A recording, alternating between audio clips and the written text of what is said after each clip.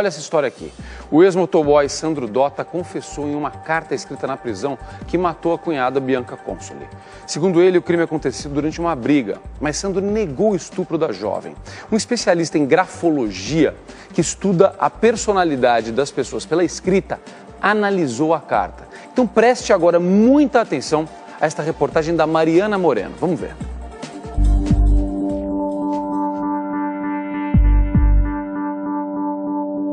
Confissão espontânea ou estratégia da defesa?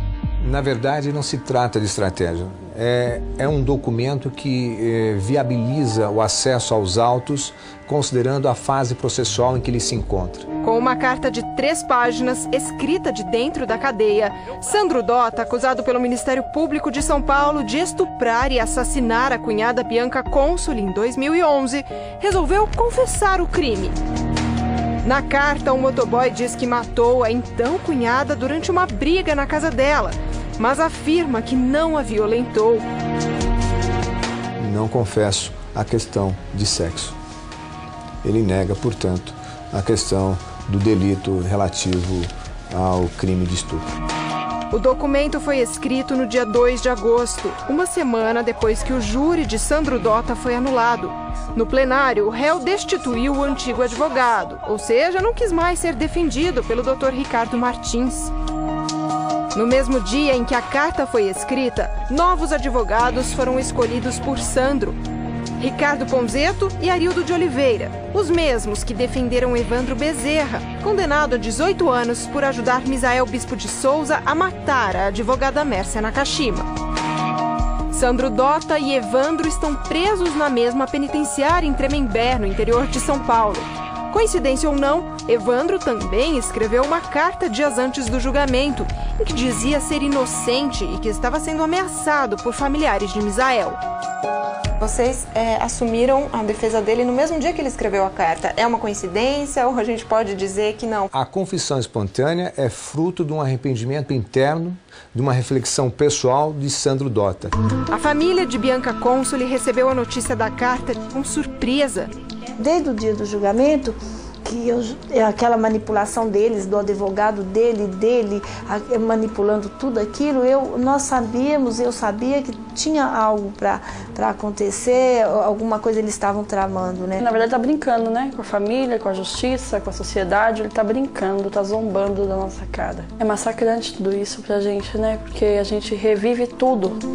Para o advogado da família, a carta não é uma confissão, mas sim uma estratégia da nova defesa. Essa carta está evidente que trata-se de uma estratégia da nova defesa, onde abre-se a possibilidade de defender a tese de homicídio culposo porque ele diz que matou, mas não tinha vontade de matar, onde abre a possibilidade de sustentar a tese do homicídio privilegiado, ou seja, ele teria agido após uma violenta emoção em razão de uma injusta provocação da vítima. Sandro Dota diz na carta que matou Bianca sem querer, depois de uma discussão. Ele teria se desentendido com a cunhada porque ela havia agredido o enteado dele, de 12 anos, filho de Dayana e sobrinho da vítima. A minha irmã nunca brigou com meus filhos, a minha irmã nem gostava que eu chamasse a atenção dos meus filhos. Quanto mais ela iria fazer isso, jamais. Isso é mentira. O objetivo dessa nova afirmação é justamente tentar quebrar a premeditação do crime. Porque no dia 5, ele se apropriou indevidamente da chave da casa da dona Marta, fez uma cópia, devolveu no dia 7, no dia 7 sumiu a chave da cozinha. E isso demonstra o quê? Que ele premeditou o crime, que o objetivo dele era estuprar. E ele matou para ocultar o crime anterior. A carta foi analisada por um grafólogo, profissional que estuda a personalidade por meio da escrita. Paulo Sérgio de Camargo leu atentamente e, embora desconheça detalhes do processo, afirma que o autor mente quando diz que não cometeu estupro. No caso dele, há traços de agressividade, há traços de tensão, há traços de estresse. O grafólogo cita alguns exemplos em que Sandro Dota demonstra o contrário do que escreve. Toda vez que a palavra, que você está escrevendo uma palavra e que causa um mal-estar, essa palavra se distorce ou às vezes cai. No caso, vejam só na palavra Bianca, quando ele vai escrever, a palavra o quê? tá o quê? Descendo. Significa o quê? Que aquilo ali é um mal-estar muito grande. E vejam só, ele amplia a palavra estupro aqui em relação à palavra anterior e a seguinte. E a seguinte. Significa que isso está bem presente. São pistas indicativas, mas em nenhum momento a gente pode afirmar categoricamente que ele fez isso. Mas o texto é indicativo de uma pessoa que tem uma tensão, uma energia e uma agressividade sexual muito forte. A assinatura é outro detalhe que chama a atenção do especialista. A assinatura dele comporta aqui o que os grafólogos chamam de símbolo fálico. Esse símbolo fálico é uma forma de um órgão sexual masculino. E quando feito na assinatura e com essa agressividade, com essa tensão, aparece essa escrita em inúmeros estupradores. Mais uma vez eu repito, não estamos dizendo que ele fez isso na menina, mas é comum em estupradores, pessoas agressivas, pessoas que têm algumas taras sexuais, aparecerem os símbolos fálicos na escrita. O julgamento de Sandro Dota foi remarcado para o dia 16 de setembro. Segundo o Tribunal de Justiça de São Paulo, 7 novos jurados vão ser escolhidos para formar o conselho de sentença. E os depoimentos já ouvidos anteriormente poderão ou não ser usados no novo júri. O Ministério Público acusa o motoboy Sandro Dota, de 42 anos, de estuprar e matar a cunhada, Bianca Consoli, então com 19 anos. De acordo com a promotoria, no dia 13 de setembro de 2011, Sandro entrou na casa onde ela morava, na zona leste de São Paulo, foi até o quarto e começou a violentá-la. Bianca tinha sinais de estrangulamento e estava com uma sacola plástica dentro da boca.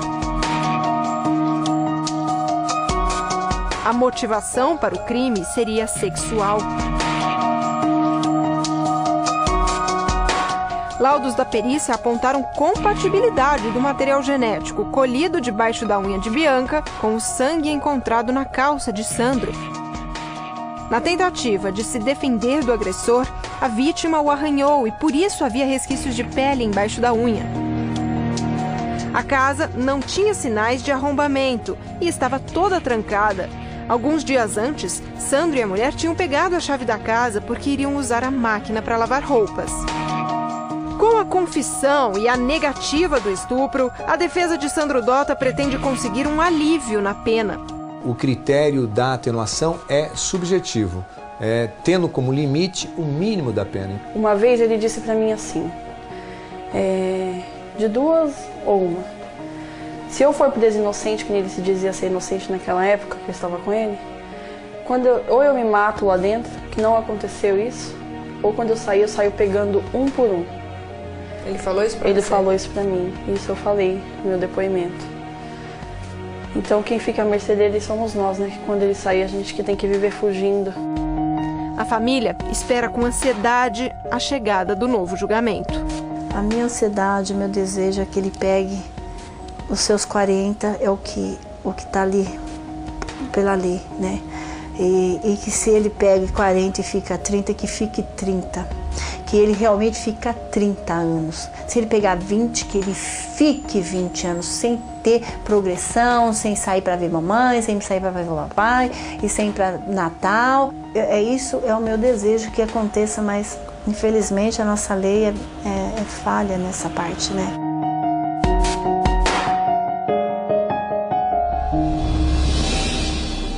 Infelizmente.